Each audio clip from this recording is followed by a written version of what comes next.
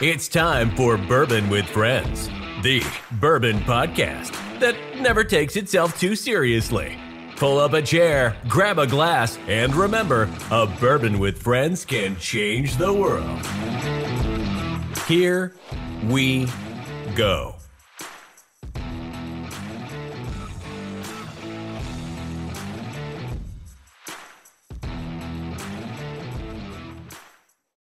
Hey, everybody. Welcome to Bourbon with Friends. Myself, Adrian, and Martin are here to talk about whiskeys from around the world and how a bourbon with friends can change the world.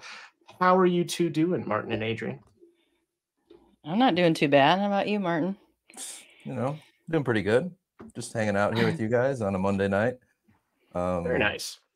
Good weekend, hanging out. But yeah, I think just kind of given the theme of like what we're going to talk about today, I'm pretty excited about this podcast, if I'm being honest.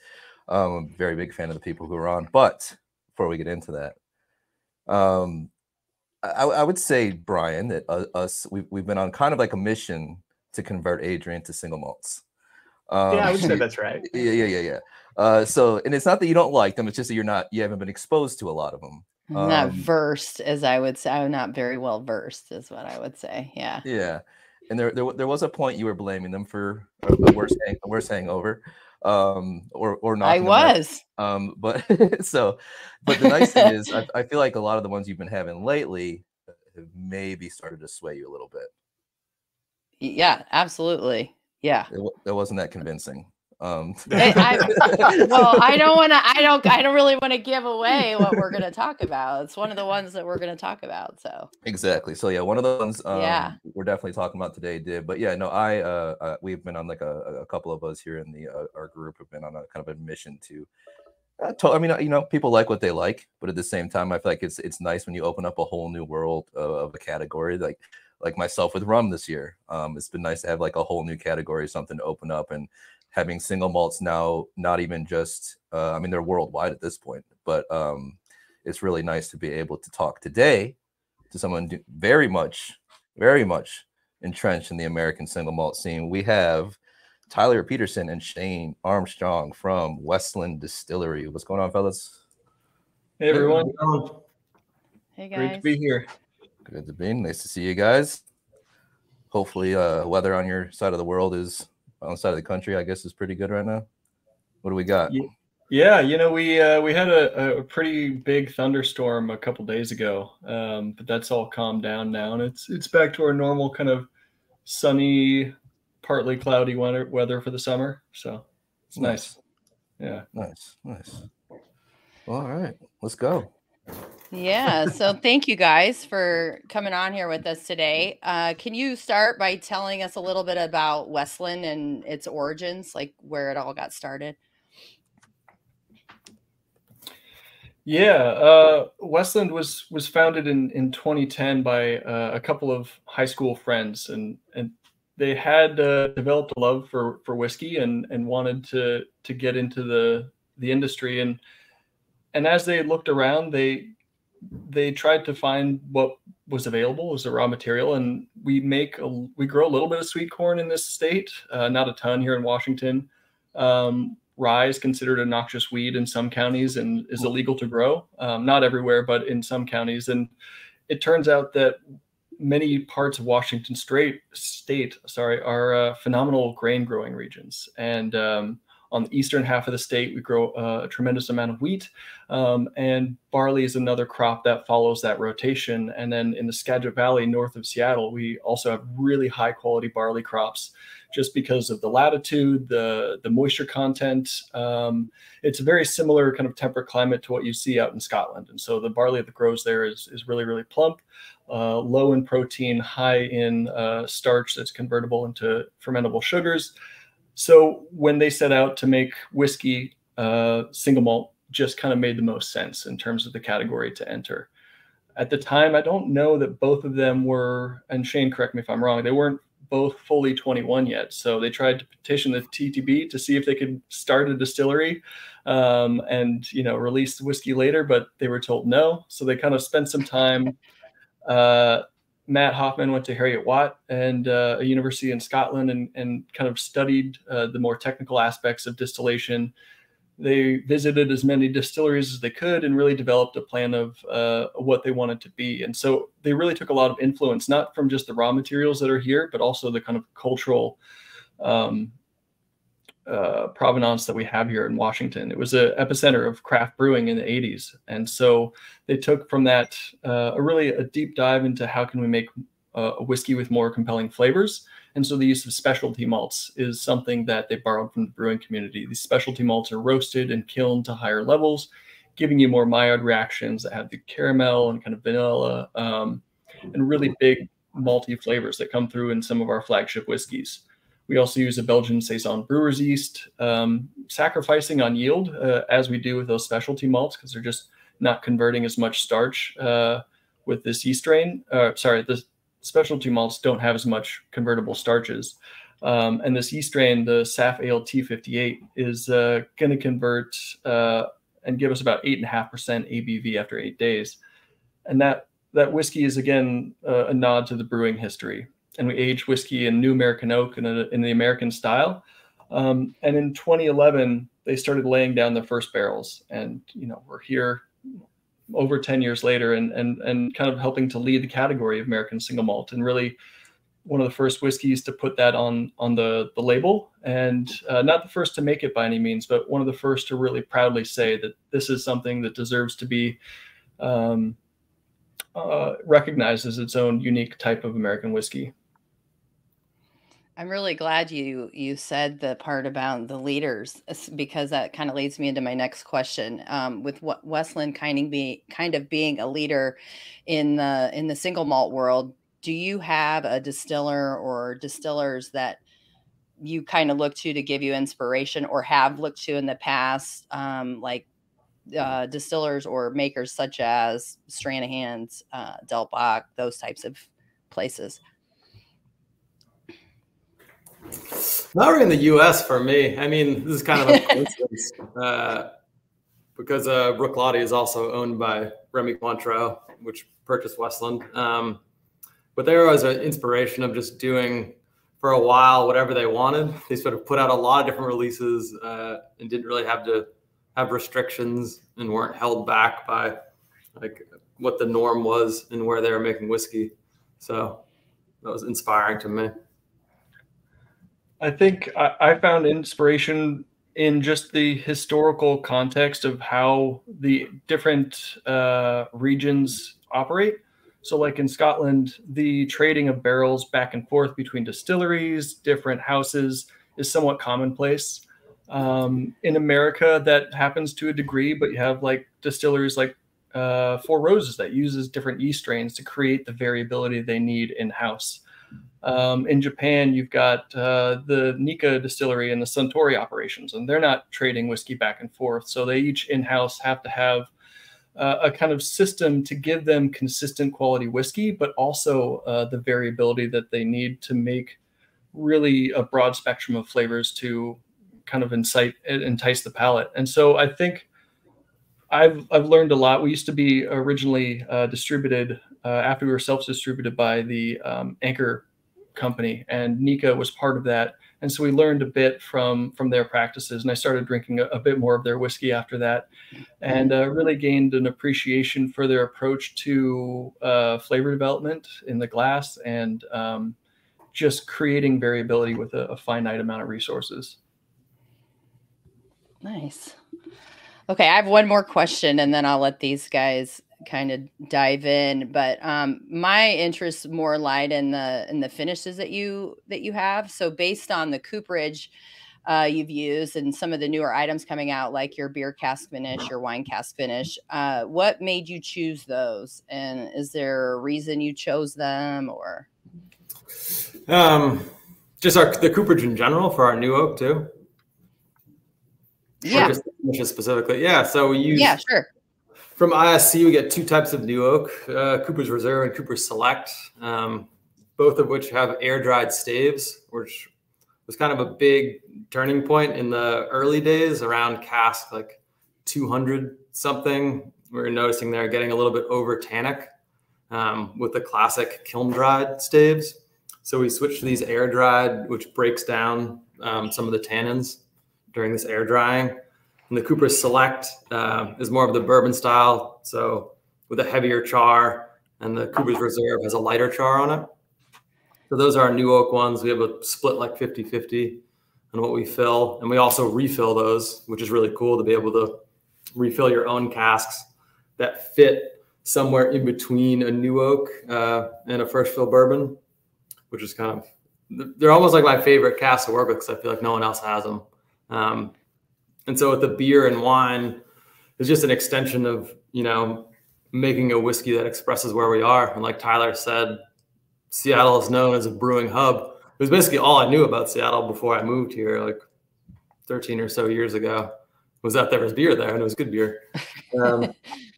So like this is just, and as soon as we opened the doors on day one, you have breweries asking to buy casks. So like those relationships started early, and then wine is made in the state of Washington as well. So eastern half is where most of the wine is made. They say cab is king, so they make a lot of cab, Syrah on the reds. They make some Chardonnays too, and some Rieslings are grown quite a bit. But yeah, it's just this logical thing. This is where we are, and we have all these things pretty close by, so it makes sense to use them. Yeah, absolutely. I mean, based off your guys' cooperage and everything that you guys are doing, it's kind of unique and interesting. Getting the wood from your local areas, and it's dry, air dried out. So yeah, and what I'm mentioning is only a small part of the cask. Like as far as unique combinations, we have like over 1,000 unique combinations of spirit and cask type in the rack house. So we also like have some of the classic sherry ones. Did you say 1,000? 1,000 unique combinations. So this like there's like spirit type, like original cask type, and like finishing cask type are all like the unique combination. Wow. Yeah, it's quite a bit. How many barrels do you guys have laying down currently? We have just over 8,000 right now. Mm-hmm. Yeah, so not an incredible amount, but not a tiny amount either. Something to work with. It's a hell of a lot more than I have. That's yeah. I don't know. Yeah, what kind of warehouse space you got? What's a warehouse? It's just a farmhouse, really. Yeah, pretty much. So I have a question. Probably this will be more, I don't know, to be honest, if it's going to be more directed at you, Shane, or you, Tyler, because you guys get your water from the Cedar River watershed. Is that correct? Mm-hmm. And with that, are you guys doing a reverse osmosis on that? Or is it just natural pertaining water with all the minerals? Yeah.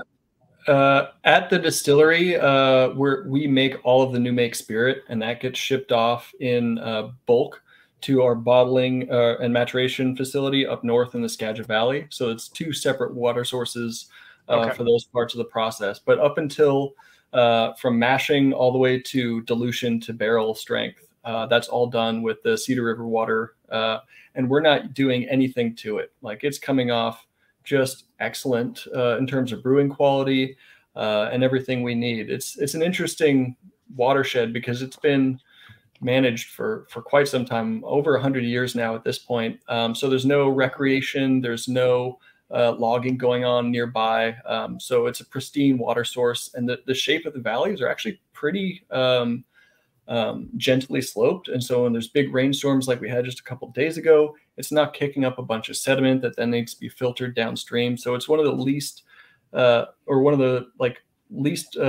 treated water systems in terms of municipally in the country. And so it's a really great source for us to use for both mashing and everything else that we need. I sounds like I just would want to drink the water even. It's good. It's sounds good amazing. water. It sounds It's amazing. Really my wife's from Orange County, and when she moved up here, she's like using the Brita filter, and I'm just like looking at her, just like it's cold and it's delicious, just right out of the tap. Yeah, I would. Yep, same. Yeah. Well, it's Orange County. I can't blame her. I lived out there for a while. Yeah. So switching over to a place that's pristine and actually has good water takes a second for you to switch over to a good habit. Yeah. So this is a question for both you guys. During your times with the distillery itself, has there been a moment where you thought, like probably in the beginning of your careers at this distillery, where you thought this is going to be something everlasting that you would continue to do for your entire career?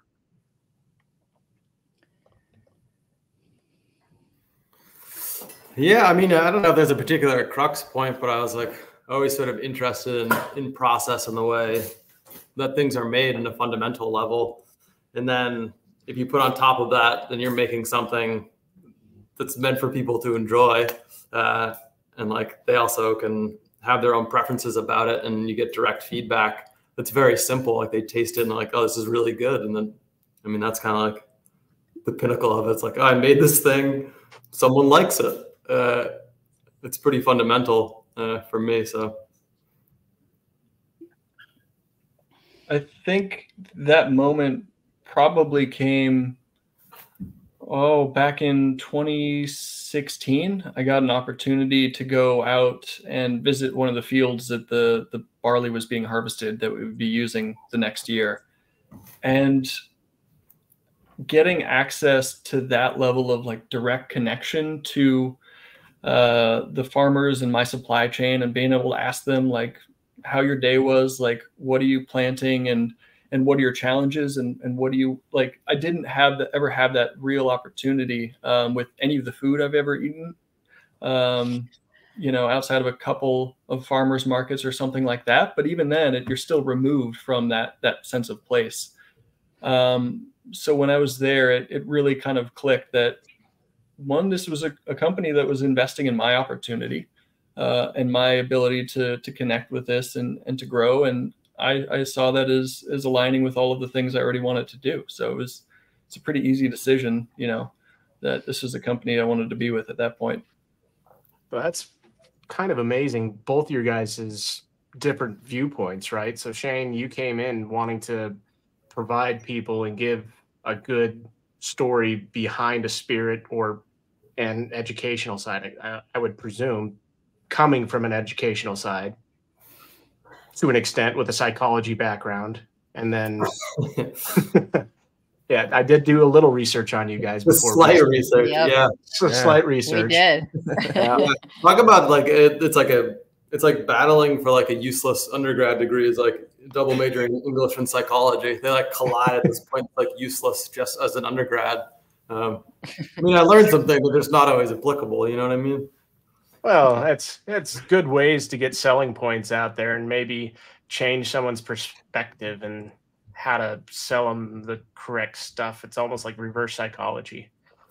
Yeah. I mean, I think my biggest influence was probably working at a natural history museum as the herpetology collections manager, which is like lizards. Right, yeah.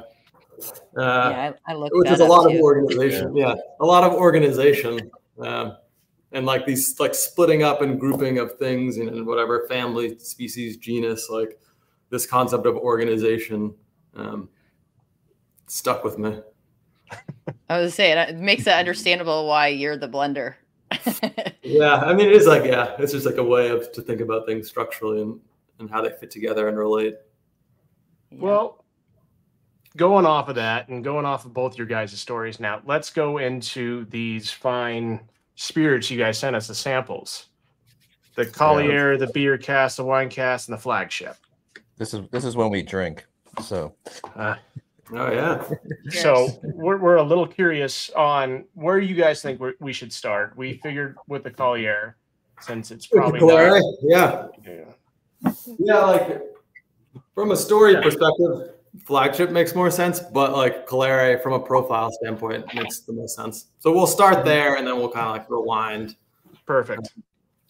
Yeah, if you guys can't see it, that's what they're pouring. Ours are a little bit smaller in sample size, but still absolutely amazing. yeah, this nose on this is wild. But can you guys go over, either Tyler or yourself, Shane, explain a little bit about each one of these and what you guys like best about each one? Yeah, I'll go into kind of the overall what Calere is and the barley variety, and then maybe Shane can follow up with its kind of construction. Calere is part of what we call our outpost range, where our flagship whiskey is really an interesting dive into what's possible in flavor because of our approach to the use of specialty malts, the Belgian yeast strain, and new American oak. All three of those things are like our cornerstones of our house style. But with our outpost range, we're diving deeper into three different topics. Calere is a look into barley varieties, their possibilities of individual flavor characteristics, concepts of terroir, and just how building a better relationship with your farmer and your supply chain can follow through to the whiskey in the glass. So this is the fourth release that we're tasting through now. The first release was a variety called Alba that was a winter variety of barley that's a 6-row, and barley has either two different types, a 2-row, which has 2 rows of kernels going up the stalk, or 6-row, which has 6 rows of kernels going up the stalk. 6 rows have been grown in the US and used either as feed barley, or because it is grown with a higher protein content, those proteins come with a big enzyme package that is great for converting starches into the residual sugars. So if you're using a bourbon mash that has a lot of corn and unmalted grains, you might use a 6-row barley that is high in enzymes to convert the corn into its residual stuff. 2-row barleys are used for brewers because it has more starch. Scotch whiskey is typically made with that 2-row barley as well. Calere 4 is featuring a barley variety that is now called Fritz. It's a 2-row spring variety, so it's planted in the springtime.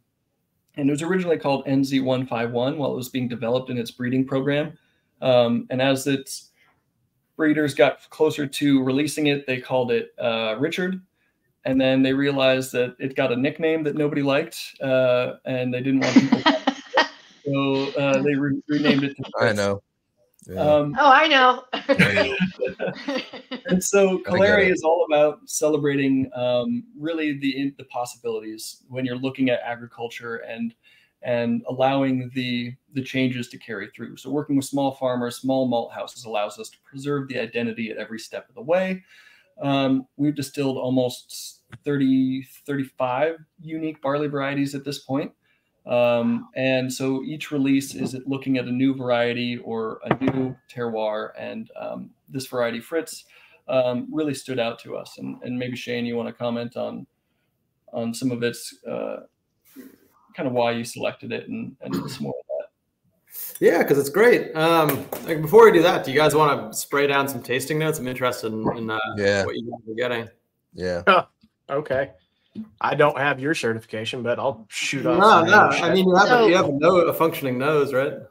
For the non-single malt person in the room here, when I tried this on Saturday night, and so when I first smelled it, it was very, very fruity. I'm typically a very dark bourbon kind of person. Like I like a lot of double oak, darker whiskeys. So this is definitely outside of my wheelhouse, but it was I got a lot of fruit on the nose. The palate also, obviously. But yeah, it was, I enjoyed it very much. Nice. Yeah, a lot of that fruit development, like it's happening during fermentation. This, like Tyler mentioned earlier, we use a Belgian Saison brewer's yeast, so we get a lot of ester development in fermentation, further developed in distillation, and the cascade of reactions that's going on in the cask like really develops a lot of those fruit notes, which are especially showcased in this one because this one doesn't have any new oak. So you don't have it battling out quite as much, but it does have some of our own like second fill ones. So ones that held 5 malt initially, and then were filled with this Fritz spirit. So it's kind of like I was talking before. It fits in between. It's not quite as muted as some used bourbon cask can be, but it's not as strong and powerful as the new oak. So it's a nice middle ground. Yeah, it was very good. Unique. I'm going with lots of stone fruits, number one. It also has like It's like the skin of fruit, not necessarily even like the juicy, like not like a pear, but like maybe like the skin. And then like and this is one that I don't know if I'm. Sometimes I'll think of a note and then all of a sudden I come back to it at like later. I'm like, no, that wasn't it. But initially, I get a lot of like melon, even almost like a watermelon note. I know that's kind of weird, especially for. I don't think I've ever even used that as a tasting note ever. But then another one that I like a lot that I feel like you see people talk about a lot, then I'll go and try something like I don't get that at all. But it's actually like croissant, like just kind of like that bakery, just kind of like buttery, you know, just I don't know, like I'm actually getting that in this one. It says. Yeah. Oh, you have like notes on. You're like you're professional. I'm testing you. You're saying You're like, is he saying what's on the card here? No, I don't have you it. are. You've already you've ticked off directly 2 of the notes that we have on there, which are piercing with the song. That's why we made Martin go last, because Martin is the single malt king here in the room. Yeah, I like that watermelon note though. I like the idea of it. It's like very diffuse fruit notes. And it's actually almost it's almost like it's almost like a more of a I don't know if this is how to explain it right, but like almost like a Jolly Rancher watermelon. You know, it's like it's like you can sort of tell it's watermelon, but it's almost got this almost other kind of fruity, kind of like almost like it's like bordering on just like raspberry or something like that. But it's I really like it. There's also like what a note that I like. I find in things like well actually Bruichladdich, to be fair. Is things like barley sugar. Like I feel like I really just like love that note. You can just taste the grain. And I really like that note. And that was like the first note I got when I put my nose to this. I'm 100% buying a bottle of this because it's fucking fantastic. Yeah, that's a big part of Calera is to like not have the cask like get in the way too much to express what it is, to be like, oh, we're using this local barley. Yeah. That's like a different variety than what's out there commonly. And like I can't cover it up with new oak or something like that. No, because it's got so much like the hay notes, things like that. It's freshly cut grass. Like there's like so many cool little notes happening in here, and it's changed. I mean, I don't have much left of it, but like it's changed ever since I poured it, and yeah, this is really good. Yeah, it's kind of unique. I'm getting dehydrated pears and like apricots, but if you do that, it almost like you drizzle honey. Yeah, there's definitely honey in there. Yeah, so if you drizzle honey over them, have you ever tried that? So, but there's like a floral note. There's a floral note I can't pin down like, at all. I have a habit of when I have generic floral notes for something like this, I just write white floral. Yeah, floral. Like, it's got to be something. It's got to be like gardenia or something. But it's just like this is my white floral note. Is that today? Yeah. Well, there used to be like this. This is gonna be the most LA thing I've said this entire podcast. But there used to be this place I went to. It was like a little local deli. I used to live in Santa Monica, and there was like this little deli, and they had this like jasmine lemonade, and it sort of smells like that. Oh my gosh, Martin! On the palette, it says jasmine green tea on the card. 3 for 3. I'm not even joking. Wow. Hell yeah! And Brian, you get points too because on the nose on this card it does say apricot. So there you go. Y'all passed. Yeah. And you guys know I can't read, so I can't fucking. Yeah, that's true. So. I don't know where mine is, to be fair. I put it somewhere. It's amongst all these stupid bottles and things back there. It's somewhere over there. But no, I really like this one. I'm definitely gonna have to get this one. I like this a lot. Nice. I love the way the palette, the grain comes through for me. Is, as you said, croissant, like fresh baked pie crust, kind of flaky.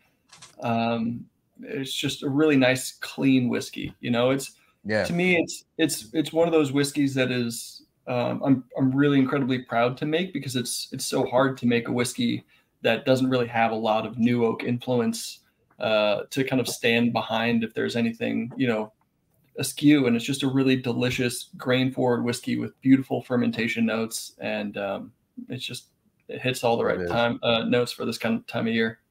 It does, and I think I think this may have to go along. So one of my favorite, like whenever it turns spring, when it actually starts to get warm out and like things start to turn green. I'm up in Indiana, so is Adrian. So and even Brian is in the mountains of Colorado. So like when we're kind of crawling, it's not even close to Indiana. Yeah, sort of close. But like when we're kind of like crawling out of winter and it finally turning nice again, I usually reach for Compass Box Orchard House, because to me that's just like one of like just like a perfect fucking like spring dram, but this is gonna have to go alongside of it because it reminds me a lot of it, but it's so different in the same way, but it has that same just that crisp character to it that I just really love. It's very fresh. It seems very light. It's a very spring summery type of Have either of you guys been to Hawaii before?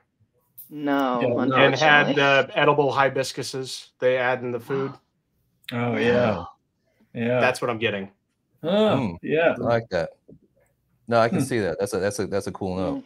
Just add that to my bucket list. So I mean, it came off Go to Hawaii. Very back of the palate when I was trying it. It reminded me of like fresh swordfish, like when you're eating that, and then you have like the hibiscus they lay over the top or cook with it, and then that's a great tasting note. That's awesome. That is nice. I like that. Next time I'm in Hawaii, I'll think of you. I'll eat a hibiscus flower. I'll eat a hibiscus flower. Let you know about it. Make sure it's an edible one and not a poisonous one. Okay, I was gonna say I didn't know you could eat hibiscus. But all right. Eat all the flowers and you'll find out what's good. My tombstone just reads, "Brian told me to eat this," and that was all it is. Sampled many flowers. Never mind. I'm gonna leave that comment alone. Yep. Okay. All right. Yeah. Let's pick. What are we gonna do next? Let's go to the next one. And what do you guys think should be next off of this? Well, I have the beer cask poured personally. So yeah, it's interesting. It's like there's like the story perspective, and then there's like the construction perspective. So like, I guess construction wise, beer makes a little bit of sense because it's like the progression into using a little bit more new oak from this one. But yeah, I like doing things out of sequence. We can do the beer. It doesn't. I like I said, I had tried 2 of them on Saturday, and I was going to try 2 of them today. So it doesn't matter to me. No, it certainly makes the most sense as far as like palate progression and like I guess smallness to bigness. Okay. Yeah, because sometimes when you taste something that's really big, it kind of dominates the samples after that. Yeah, I agree. Yeah. Oh, that's interesting. This is the first time I've actually smelled this. Yeah, I gotta write things down. The first on the palate, I have trouble with tasting notes sometimes, or even nose type notes. But when I took a drink of this, it was like immediately peanut butter. I felt like, which is so odd to me, and I don't ever hear people say that, but that was just kind of what came to me. But here's the thing: do you like peanut butter? Do I like peanut butter? Yes. Yes, I do like peanut butter. Yeah, that's I was pleasantly surprised, certainly. Yeah, I mean, around here we get like sort of like peanut and peanut adjacent notes. It's like peanut shell is a common one. I mean, people even throw out like the weird little paper that covers the individual peanut. Yeah, I feel like it's tossed out, especially with our pale malt aged in ex-bourbon. I feel like that note comes up a lot. Man. But anyways, this is our beer cask. Like I said earlier, another connection to where we are. So I started working for Westland about 12 years ago or so. And my first gig at our smaller facility was driving a truck across a parking lot to get our wort, which was contract brewed by a different brewery. Got the wort, filled up a tank, and brought it back. Put it in our fermenter and pitched the yeast. So that was 10 hours a week of doing that. So immediately, as soon as I started, we had a connection to brewers. And then we opened our bigger facility. We're getting contacted by a lot of brewers wanting to buy casks. And we said, how about we start this loaning program, which we called our cask exchange program. Gave them the cask for free so long as they just did one project in that cask and they returned it in one piece. There was no other strings attached to it. And you'd think it's easy to return a cask in one piece, but like not everyone passed that challenge. But anyway, so it opened it up to a lot of different styles. And we released some cask exchange locally, which were like some vattings of 2, 4 casks. We're doing some that are single casks right now. But this is our first large scale vatting using those beer casks. Which is a result of building up these stocks to about 500 or so. casks from many different. Few. Yeah, from many different producers, like over 30 or so different producers from Washington and Seattle, more specifically.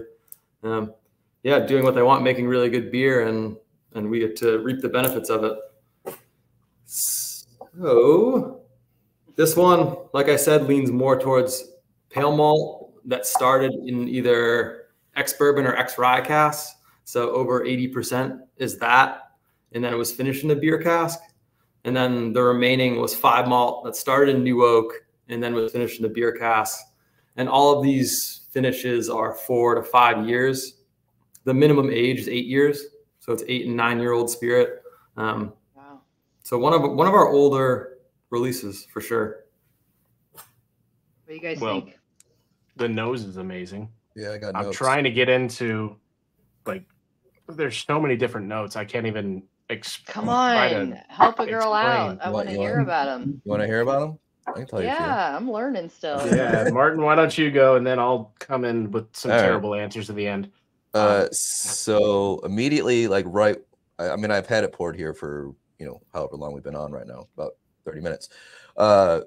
Immediately black licorice, like right away.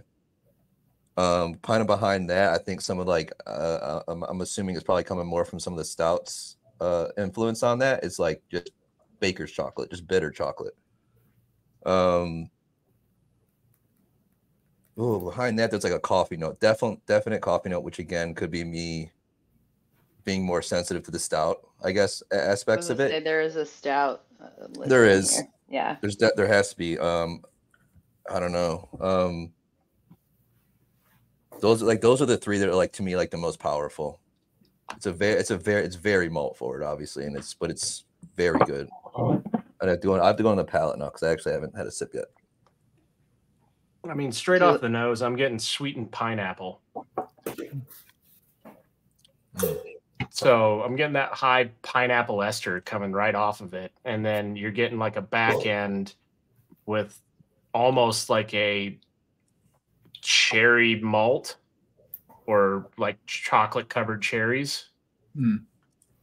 Yeah, cherry, a really common note. It's kind of a through line, to be honest, with a lot of our whiskeys. Yeah. Is this cherry, different forms of cherry note? Yeah. Mm-hmm. The Belgian yeast strain really creates that kind of dark cherry raisin berry kind of note to it. But the pineapple one kind of surprised me right off the front end of when I'm smelling it. Like, if you get a quick whiff of it and then just walk, that's all I got off of it immediately was like a sweet high end pineapple. I can see that. Yeah, I think it's a nod to like how interesting and how hard it is for beer and whiskey to play together, because hops, for me, kind of ride right on the top of whiskeys a lot. And so for it to take on more of that kind of tropical pineapple kind of flavor rather than just intense citronella hoppy bitterness is, a statement to the kind of the interesting barrels that are used in this, but also to Shane's hand at blending and putting that together, because it's really hard to do, in my opinion. So, I mean, this is the ultimate challenge, is like you're making something, I mean, that has the word beer on the label, but you don't necessarily want it to taste like a beer. No. Because a whiskey that's like beer flavored does not taste very good. So it was like trying to like hone in. I don't get that feeling. I did not think that at all. And I'm not a fan of beer really at all. So this is the blending challenge. There was like some casks that, got more of that hop character, and the way it manifests is on the finish into sort of some off herbal trending towards soapy notes. So it was like tempering those notes was a big challenge, making this fatting to hone in on the malt and make sure it complemented the spirit. Yeah, it's very good. Yeah. I'm trying to find this pineapple note, Brian. It was off the nose, and then I got it at the very front end of the palate, and the back end of the palate's kind of unique for me. It brought me back to when I was in the Middle East. Drinking 40 ounces. Yeah, because that's what I was doing there. But a flavor I'm getting at it as like a tahine. Okay. Yeah, so like is that sesame? Yeah. Mm-hmm. But that's what I'm getting off of the very back end of the palate is like a tahine note. I can see that. I mean, you are right though. There is that like a pervasive like cherry note now, but it's kind of coming off more like cherry cola at the moment. That's why I said it was like a dark chocolate covered cherry. Yeah. For me, almost got that carbonated taste though. Yeah. No, it's good. I had another beer cast finish recently, and similar notes, but that was another single malt that I thought was interesting. I'm enjoying these beer finish things lately. I also recently like got back into beer. I stopped drinking beer for like fucking 6 years or something like that, just because I don't know. I got away from it, and like obviously whiskey became such like a big part of it, and then like I don't know, like I always found like beer was like way too filling. But then obviously it's not like, you know, when you're trying to hang out by the pool at 11 o'clock in the morning, you can drink straight whiskey, and I've done it, but it's probably better to have like a refreshing beer or something like that. So I have gotten back into beer, so it's nice to be able to now taste these finishes because you can actually pick it apart a little bit. I guess instinctually, you would think that the stout would have the biggest influence, but it's almost like now that I'm tasting more of it, I feel like something is gonna be like a little hoppier than is definitely coming through. Trying to pick it out. And yeah, so as far as stout finishes, that makes up like 25% of stout finishes. You have like the main component is a Scotch ale that black is being made. So it's like this one in particular, which is not going to be, you know, the same each batch. Like we're doing what we call a batch format for this one. So like this version will be around until it's gone. Then we'll make the second batch, which will have some through lines and references to the first, but won't like fit the same exact profile. Okay. But this one in particular had 7 different breweries, 6 different beer styles. Wow. Yeah. Now that you say I want to pick your brain so so much about all this. The other but two, I know we don't have time. The other two is Saison and Doppelbock were the other two that I noted here. Nice. Now the Scotch ale makes sense. So now that you said that, Adrian didn't pour the other two. Myself and Martin did with the wine cast, and then your flagship. I do have the flagship poured. Yeah, let's get. You need to put these back on. You need to put them back. Go to the flagship. Yeah, sorry, I can't read sometimes without them. It's fine. It's fine. That's such an interesting with your flagship. You know what's weird though? So before we started Brian and I were in here chatting before, actually before even Adrian had jumped on, and I had poured this, and I've bought this bottle of flagship loads of times. It was actually one of the first American single malts I ever bought. I was into like you guys and Balcones, and I was just like really getting into American single malts coming over from drinking mainly Scotch. But when I first noticed this, I'm like, is this the peated version? But now I'm not getting that, and I don't know where it went. So yeah, that's kind of interesting. For those who have been kind of familiar with the brand for a while, we had kind of 3 core products. One was our American oak, sherrywood, and peated. Peated was made with basically 49% imported peated malt, 51% Washington local pale malt. The sherrywood featured predominantly our 5 malt grain bill with Oloroso and Pedro Jimenez sherry casks, and some other pale malts and things to balance out. And the American oak was really kind of our flagship product. And when as the brand grew over time, it was kind of difficult sometimes to communicate what we were doing when we had 3 products to get in the door with. So Shane was back in when did we collapse down to the current flagship? It's been a few years now. Yeah, it's been a few years. I'm on like the 8th vat. It's been like maybe 4 years, I guess, or something like that. That makes sense. Yeah. So all 3 of those vattings are somewhat represented into this. Yeah, there's a small amount of peat in there, and the sherry cask as a way to kind of I love this whiskey because I think it's a phenomenal bridge between different whiskey drinkers, different whiskey styles. You've got the kind of nod to old world traditions with the hint of peat and the sherry cask maturation. New world American drinkers who love the influence of caramel, vanilla, coconut, and baking spices from that new oak can find that here in the glass. You know, if you're a beer drinker, there's a lot to go into when it comes to mash bills, specialty malts, and fermentation and yeast. And so this whiskey is, I think, a great introductory into the category, but also, you know, one that is just big and bold and really quite of its own. Really is. Yeah, I mean, we talked about it at the beginning, and we'll probably talk about this entire time, but it's like, this is very much like a whiskey from here in the sense that we have like the agriculture. So majority of this barley was grown in Washington. You have like the cultural aspect of it from the brewing industry. So using these roasted and kiln malts. But then also we realize that we're not entirely in a vacuum. So you have the references to single malt as a category, being using the little bit of peat, a little bit of Oloroso, but then also where the category is going and pushing it forward a bit. So it's covering a lot of ground in one glass. It really is. I mean, you have so many notes in this. It's absolutely insane. I'm going to go right off the bat, and I'm getting caramelized bananas. Mm-hmm. Yeah. So getting that right off the bat. That Belgian yeast strain, right? That really contributes a lot of that kind of banana note, and it really sings through in this expression. There's been a lot of new Scottish distilleries that are new in that, on the idea that they're finally putting out their own stuff. Isla Race, Ardent American, to name two of them. And it reminds me so, like the peated side of this reminds me of that so much. It's just, it's not that smoke, it's not that heavy smoky Isla. It's that more like iodine medicinal peat, and it's, I love that note. I always like say it's like the Band-Aid note.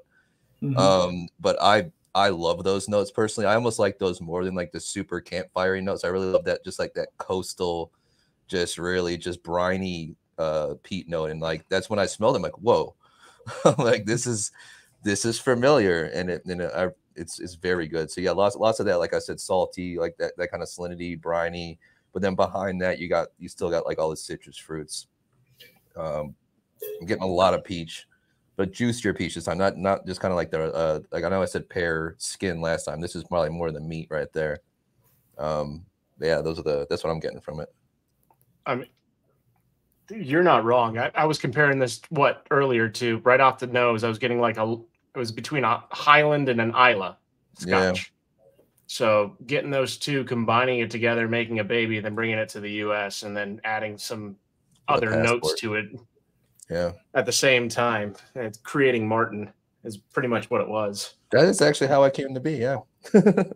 Wow. Crazy. Yeah, it's really weird. I know. Yeah. But these notes are absolutely phenomenal. Yeah, it's very good. I like this one.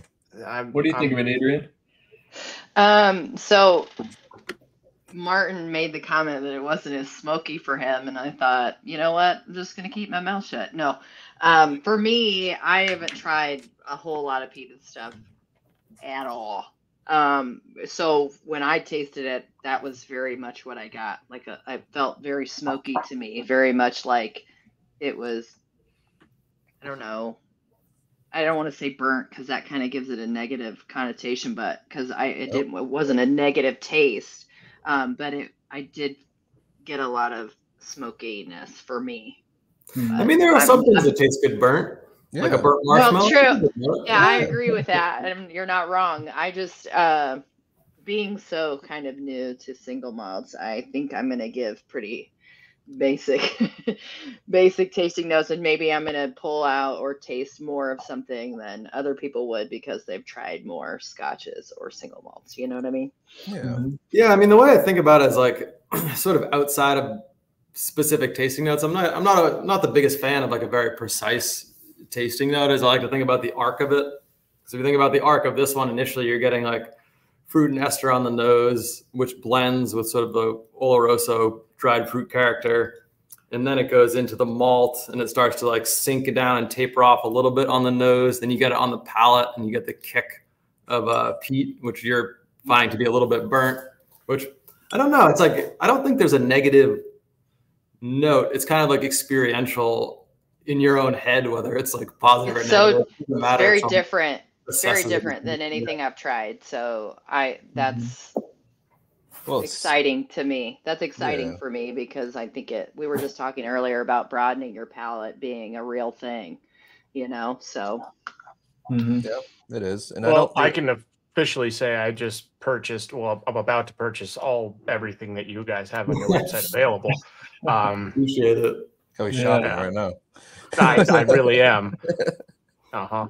Well, and I think, you know, like Adrian, like you're saying, like the variation and variability out there, right? Like as a flagship whiskey for our baseline to kind of be this is pretty exciting because you've got so much going on in that glass. And as Shane said, you know, we've got over 68 different unique cask types and the 35 individual barley varieties, plus different mash bills of specialty malts and peat and everything else. Like the availability to do some really cool and interesting stuff is exciting. And so that's why we're so excited about this beer and wine cask finishes, because it allows us to get some of those projects out there in a much broader way. And then at the same time, like when things don't necessarily fit into those predetermined buckets, we've got this amazing single cask program, right? Where you can go into a rack house and find some things that, like, if you love, you know, heritage varieties of barley, we've got Maris Otter and Golden Promise in different cask types and in different finishes. And we've got some really cool stuff that I think makes what we're doing at the distillery pretty compelling, because it's not just about, you know, a new project or a new experimentation, but it's about finding flavor in a meaningful way and connecting all of us, you know, through the whiskey and back to a place that we find quite beautiful. We love that here. That is awesome. That was the best answer you could have said. Yeah, we love that here on Bourbon with Friends. Yeah. And I can't remember which one it was, but I got to try one of your single casts that someone had, and man, I was like, because it had been maybe like a year since I tried anything from you guys, because I went off on this crazy like just bourbon and rye kick that I was just on for a long time, and it took me a while even to get back to single malt, but I had to change it up. And I was very graciously sent a sample by one of my good friends he did a blind thing, and like I tasted through it. I'm like, I want whatever that is, I want it. And he goes, well, that's Westland, that's a single cask. I'm like, yeah, you need to send me more of that, because that was beautiful. So yeah, you're absolutely, it's cool to be able to see some of those different strains of barley being integrated into that. So yeah, you guys are doing some really cool things.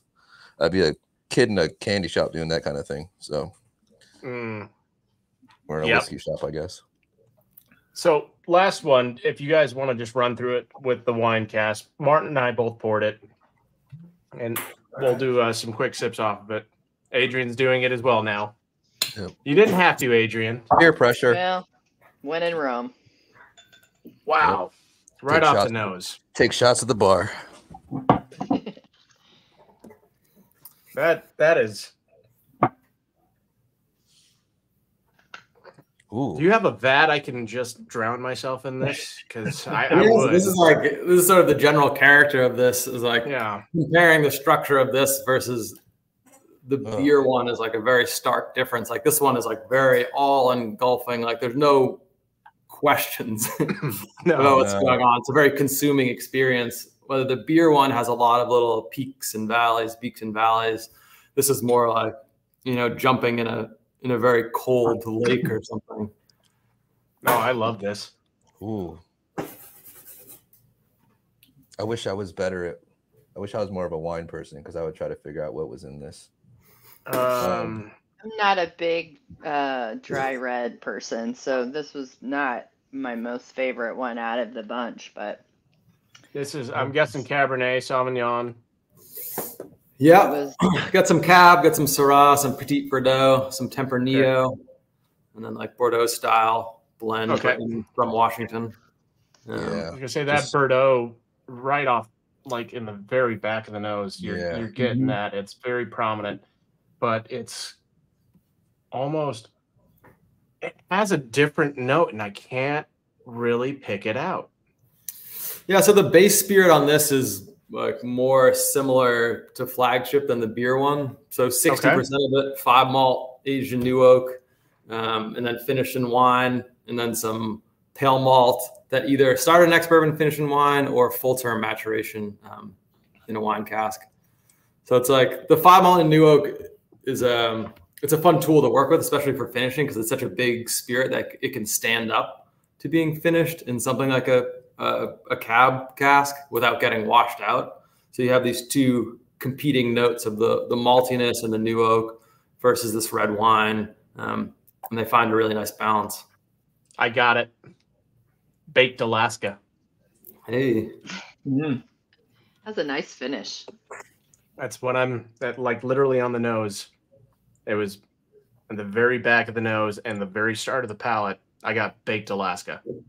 And I love Baked Alaska. I haven't had it in such a long time because it's so hard to fucking make.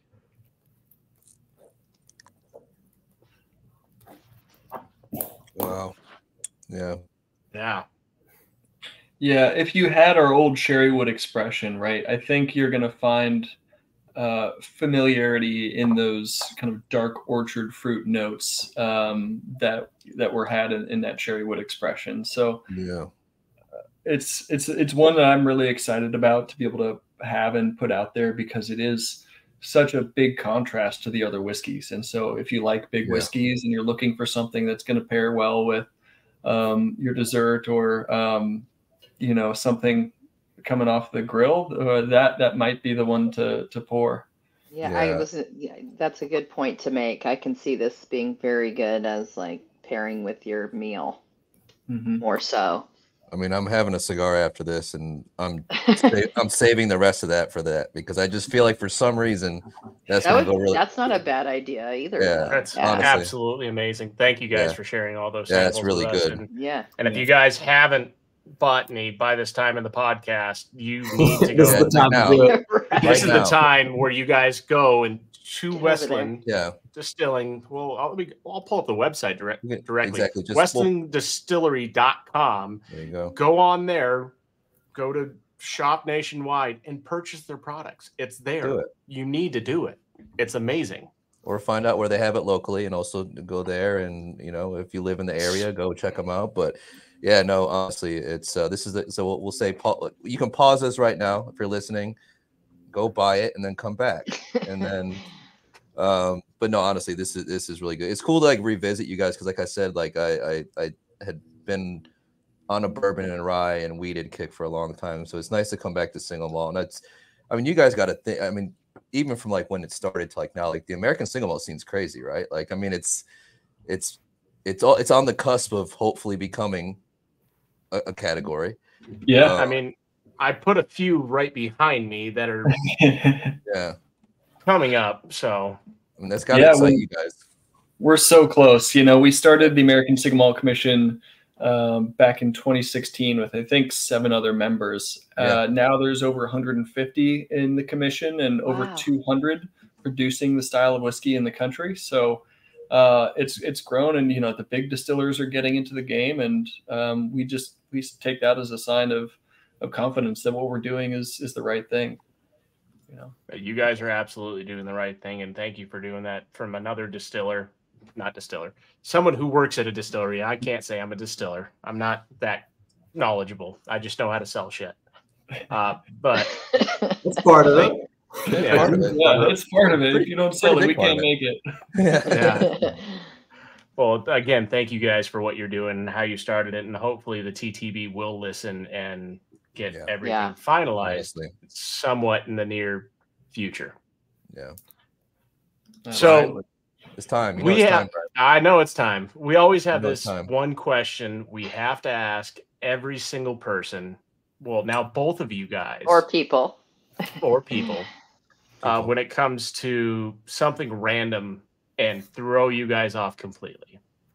We came up with this at day one before anything ever happened, because Adrienne had an animal in her backyard on her fence. I was looking at her funny.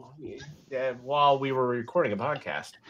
So yeah, this is the question. Let's see if you guys have a interesting answer or where we can throw it. And this is for both of you. So, has there been a squirrel that you've ever seen that you would want to be, either on TV, out in nature, or as a pet, and why? Man, this is a good one. Squirrels are fucking sweet too. Like, I mean, there's a one in my yard. Like, I have like a walnut tree in my yard, and they go fucking nuts, like chewing these walnuts and like littering them on the roof. I guess out in nature, what kind of squirrel? It was like a golden-sided ground squirrel or something. Yeah, oh. You know these ones? Yeah. Just really cool looking. I mean, they're pretty. Like a good size, and was just like very interested in just, I mean, had clearly been fed in the past, but it was just like kind of sidling up to you as you're sitting on a rock. I was like, all right, we're here now. Yeah. So that's probably what I talk. They're very brave. The higher elevation hanging out squirrel. Yeah. Nice. That was a great answer. What about you, Tyler? Tyler? You know, I think the first time that I truly felt like I needed to be a squirrel was when I saw that photograph of one riding the back of a woodpecker. Yeah. See that thing? I remember that photo. I could not figure out if I was living real life and if I could also be a part of the thing that I was looking at, because that just looked so unbelievably insane that it was real. That yes, I would love to be that small furry animal riding the back of a woodpecker. It's like something out of Fern Gully or something. Like, I just oh man, now I really want to change everything I've ever said about my answers now. I was gonna say, you want to know what my answer was to this question, because I didn't write the question this week. I think Brian did. So when I read it, you guys want to know what I said? Sure. Rocky. I wanted to be Rocky and Bullwinkle. Oh, it's totally showing my age, but classic squirrel. Yeah. TV squirrel. Oh man, classic TV squirrel. I don't know why I didn't think about that. Yeah. I think all of us are around the same age, Adrian. You're fine. Yeah, you're fine. That was a fine reference. I mean, Tyler just made a Fern Gully reference. I don't know how many people are going to remember that. That's true. Fair. I remember I remember the last rainforest. Okay. That's awesome. That's a good point, Martin. Shane, I have one more question for you, and then I'm going to kick it off to Martin to continue this interview with you guys. You have a certification from the university, so UC Davis, right? For sensory and consumer science. Is that correct? Correct. Okay. Explain that, please. Oh, it's interesting because it doesn't like, I mean, I took the class obviously because like this will be interesting, but it doesn't like quite fit exactly with what I do. A lot of it is like these large scale things, which it's like, oh, like we would like to do a trial to see if we can change like the cheese blend that goes into Cheetos, like that type of thing, which is interesting. I was going to say, I didn't know more about that. Stuff, but it's about like having a panel and like getting like statistically significant data. Really fun. So I'm like trying to find a way to fit it into what I do, because you can't always have like a very formal panel and like get statistically significant data out of it, nor would you. But I've taken that to like, I have some people at the distillery who will go through single cast in a very systematic way, maybe more systematic than I would have before taking the class, like doing different triangle tests is like a popular one. We were doing Tyler, you remember the tetrad test for a little bit, which is like a little more complicated, 4 samples. And just doing different difference testing, like we'll do with, so we'll do like a triangle test with flagship and get people to taste it. So like version to version, see like how much it's changing. So that was influence. Like the biggest influence is the value of like discrimination testing, as they call it, as opposed to descriptive. You want to be non-discriminative on, can you tell the difference between 2 samples? Will tell you a lot. And if you can break that down into individual elements, like, oh, this is like a 5% difference in like Oloroso. Like, can someone tell the difference? Like, there's a question. A difference in proof by 2%. Can you tell the difference? Right. And then go on from there. Proof, I could probably tell it. Taste, probably not. Yeah, but it's like, to what degree is the question? Like 0.5%? Can you tell? I can normally get it off of about a 0.5%. Yeah, that's interesting. Yeah. He's very much like a Rain Man when it comes to proof. Yeah, in a lot of ways. So honestly, like it's kind of scary, to be honest with you. It really everything is. else, nothing else. Yeah, it's empty. Yeah, it's like a superpower, but it's like very specific situation. Yeah. Like, you're gonna say if you can tell me the proof of the sample. Yeah. Like if he said it to me and I wrote it down, he wouldn't be able to read it back because he's dyslexic. So that's funny. Yep. It's 100% accurate. That is very accurate. No, he is actually very good at proof. I was very surprised and shocked at some of the ones he did. But we don't need to go too, because we've already talked about barley a lot, which I love talking about barley. But I am curious, because you guys work with so many different varieties. Do you guys have one that is either your favorite to work with or just from a flavor profile? You named a couple tonight, and a couple of them I agree with that I'm a fan of, but like, what about you guys?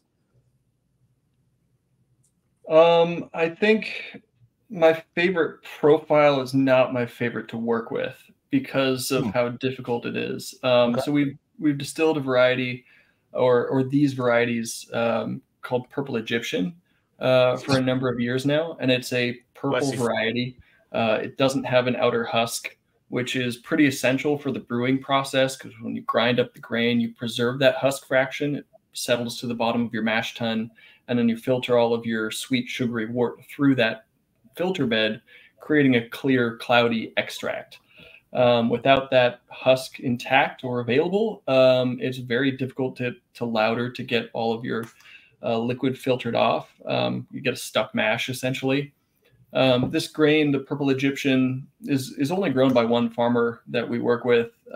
It's got an incredible flavor, though, very, very big and cereal forward, kind of like Raisin Bran a little bit, but like kicked up to an 11. So we've distilled that a number of years now, but it doesn't always yield well for the farmer. It doesn't necessarily yield the best in the mash house, but its flavor is really amazing.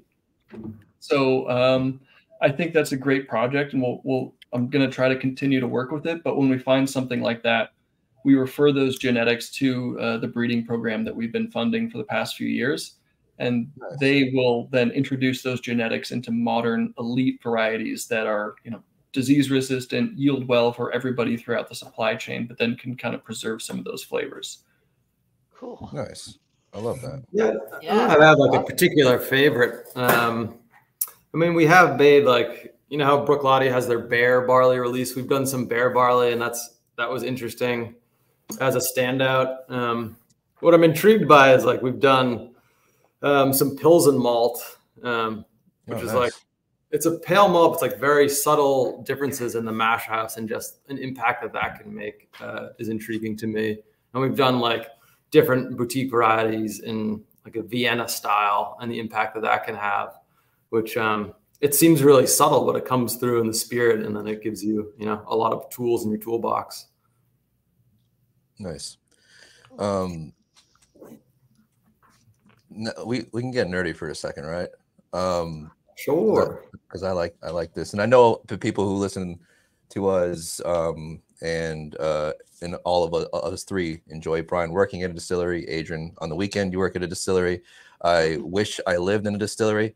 So I basically, the question I always love to ask is, if obviously I know you guys do tours, but if I was to walk in, like, what's kind of like, and you don't have to name everything, but like, what's a good like rundown of the equipment you guys are using? Yeah, so all of our grain is entered into, when in bulk, 3 20,000-pound silos. It's run through an RMS 4-roller mill that we installed back in 2014, because our first one, I think we broke after 9 months of production. We were just running too much grain through it, so we needed an oversized mill, or to upsize our mill, and 4 rollers give us much more control over the grind profile, which eventually affects flavor and yield and extract and things like that nature. We drop that into our mash tun. It's a 5,000 liter, rated for 5,000 liters. We mash twice a day to fill up a 10,000 liter fermentation vessel where we're pitching 3.5 kilograms of dry yeast every time. That's a SAF Ale T58. After that, we just installed two new wastewater management tank and a new hot liquor tank that'll drastically increase our efficiency because we cool our beer, our fermented wash, prior to sending it into our wash still. That drops some of the yeast out of suspension. So we're not taking that autolyzed yeast over into the still and creating a more sulfury and meaty kind of spirit profile. We're now passing that cold beer, a cold wash, through a tube and shell heat exchanger. On the other side of that heat exchanger is our waste heat from our distillation process. So we're now treating that for pH, cooling it down before we discharge all of our waste into the sewers, and dramatically increasing our efficiencies in waste and water. On the distillation side, we're double distilling, kind of in the traditional Scottish sense, but we're using Vendome stills. At the time that they were installed in 2013, I'm told that they were the largest west of the Mississippi. I'm sure that's no longer the case, but 7,500 liters and 5,400 liters for our wash still. Our wash still has 4 plates in the top of it because our first distillery, we ran a 300 liter Christian Carl that was, had the ability to produce brandies and rums and gins and whatever. So when we made the new distillery, we wanted to roughly replicate the amount of copper contact in the vapor trail. So we've got 4 plates in the wash still that they're not normally active. So our wash runs, we just boil up through that plate, nothing settles.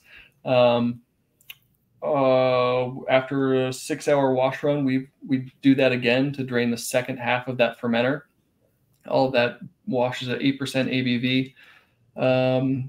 Our distillation process for the spirit run, all of our cuts are made by nose, and we're doing a really nice, slow and gentle distillation on that to get all the separation out by boiling compounds. There's no plates in that column. It's just open. 45-minute heads cut, 1.5 to 2 hours of hearts, depending on the quality of the spirit and the grain and everything else. Usually starting and cutting into the hearts at around 150 proof, cutting out at around 130 proof. Unless we're making peated whiskey, we cut out at 125 because there's just more phenolics in that band of the spirit. We redistill our low wines fraction from our anything from 130 proof down to 30 proof off of our spirit still, gets redistilled the next day as another spirit run.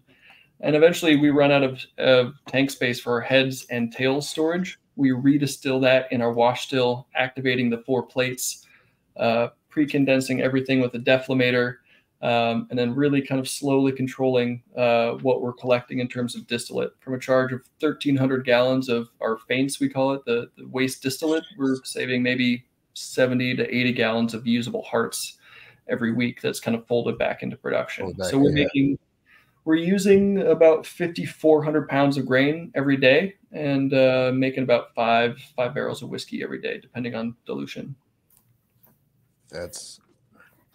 So I'm going to go to Seattle next week, guys, so I can't be on the podcast specifically next week. I mean, you're going to be close to our next distillery that we got to do next week. So. Oh, that's true.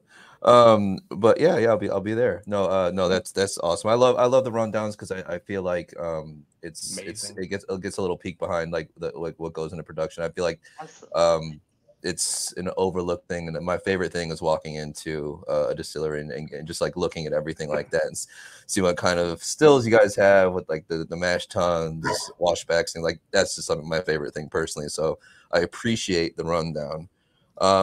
I'm going to throw it back to Adrian for our last question, and this is another one that we ask everybody. I love squirrel questions, don't get me wrong, and you guys had great answers, but I also like this last one because I feel like it ties together the concept of what we do here with Bourbon with Friends is hanging out, but thinking about memories. So Adrian, take it away. Yeah, so we always like to ask, I want to note that I really enjoyed what you said earlier about, Tyler, what you said about being able to talk to your to where your grains are coming from, and ask those people how they're doing and how it's going and did they have a good day and those types of things, because people connections are important. And for me, it'll always be more about people than it is about whiskey. But we always like to ask what your favorite whiskey memory is. And of course, we're asking both of you to share, like, it can be anything. It could be from your childhood. Obviously, you probably weren't drinking whiskey as a child, but you never know. Anything that applies. We want to hear what comes to your mind. I mean, early on, when after the acquisition by Remy, I think to make us feel good and confident about the whole purchase thing, we went to Isla, and that was the first time I had been there, and stayed at Bruichladdich. And you sort of like, wow. I mean, it's in their blood there, so you start to like understand it more in like the historical context of everything from that side. And then from the other side, also like to learn that they had a lot of the same problems. And it's like, oh, it's not just because we're some, you know, little by their standards single malt producer in the US. Like these are just universal things of, you know, trying to make the best whiskey you can. Awesome. Yeah. You know, Shane, I kind of got to echo your statement. It was an interesting time for us because the distillery was just sold and we were looking at what the future could be. And this trip to Isla was pretty amazing. We were staying, as Shane said, like right on the grounds, like in one of the houses there. And wow. Throughout the day, we would get to go around to the different farms, see where the water was being, you know, bubbling up from the ground that Bruichladdich was using, going to Ardbeg and Bunnahabhain, which is just an amazing distillery, like out there at the very edges of the island, like was mind blowing. And then, you know, afterwards, I think we'd get done at 11 or 10 or 11 and I'd go to bed, but I'd wake up at like 4 a.m. and walk over to the mash house because they're just in a 24-hour operation. And I'd be hanging out with Rob for a few hours as he's mashing into this old Victorian tun, you know, completely open top, just gears this big that are moving the mash tun rakes. And then after that, walking over to the still house and hanging out with PG or Budgie. And it's that moment that, you know, I felt very connected to the legacy of what we were doing. You know, it's been around for so long, for hundreds of years, and the practice of distillation for thousands of years. And so that was a really amazing moment to be in a room that's been there for 100 years, almost 200. And I felt part of a much longer history being in that kind of facility. So hats off to the team at Bruichladdich. They're amazing hosts. Wow. Yeah, I love, Shane, how you said that they had similar issues, that they weren't, you know, you weren't finding that the problems you were having were your own. They were shared to some degree because it is making whiskey essentially. So that probably was very comforting, probably on some levels. Yeah, for sure. I'd be lying if I said that I don't have a few things Bruichladdich related on a bucket list, and one is to hang out with Jim McEwen, and then to just be in Bruichladdich in general. What they're doing there is it's still to this day some of my favorite single malt Scotch in general. So I can see why that's a favorite whiskey memory, just to be on those grounds and see what the equipment that they literally is. It's like it's still like it's the stuff that they've been using. It's insane that like a lot of people, like they'll switch out their equipment for something new. They're just like, no, we're just gonna keep using this stuff. So yeah, that's super cool. I love those answers. Yeah, thank you guys. That's all the questions I think I got.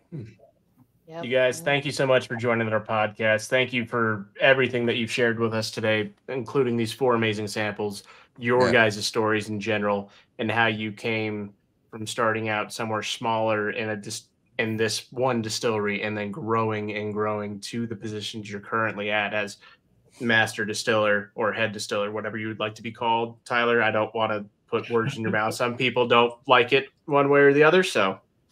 And then Shane, you as the master blender, because you put master and type in quotations right there. I mean, it is just that. It's just like this word, like I'm not a master of anything, you know? Yeah. Right. Yeah. Well, you're a master at your trade for us because you're getting notes that we couldn't pull out, and I was pulling bullshit. Yeah, whatever you think while you're smelling it, that's a note. Yeah. But thank you guys so much for joining Bourbon with Friends. It's always amazing to do everything that we're doing with you guys to share with everybody around the world. I mean, we're heard in 36 different countries currently. It's constantly expanding and growing. And then with you guys having the experience of Bruichladdich and the US at the same time, hopefully we'll get a little more viewers in Scotland again and then be able to go back in the near future. So yeah, thanks for having us. Appreciate taking the time to go through some samples. Yeah, absolutely. 100%. Martin, you have one job. I have one job. You have one job. Well, my one job is to very much thank our sponsors, 10th Mountain Whiskey. Guys, listen, I've actually got a shirt on right now. It's very comfortable. If you wear it out, people will say things to you. They'll say, oh my God, I love that whiskey too. No, but seriously, guys, go visit 10thwhiskey.com. You can find them on all social media platforms. You can also find them in 40 different states through online distribution, as well as 26 states across the country through regular retail distribution. Again, you can go there, you can get some cool ass merch. People talk about you. You can spin it. It's pretty comfortable. I did it. I washed it before I wear it again, but like it's actually very comfortable to wear to bed. But yeah, again, 10thwhiskey.com. Be happy to answer any questions you guys have. There's great people doing great things over there. Again, thank you to our sponsors, 10th Mountain Whiskey.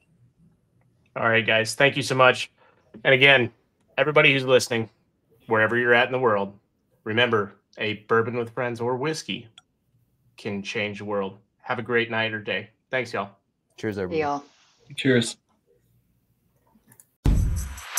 That's it for this episode of Bourbon with Friends. Be sure to subscribe so you don't miss a single episode. While you're at it, leave us a review to make it easier for others to find the show.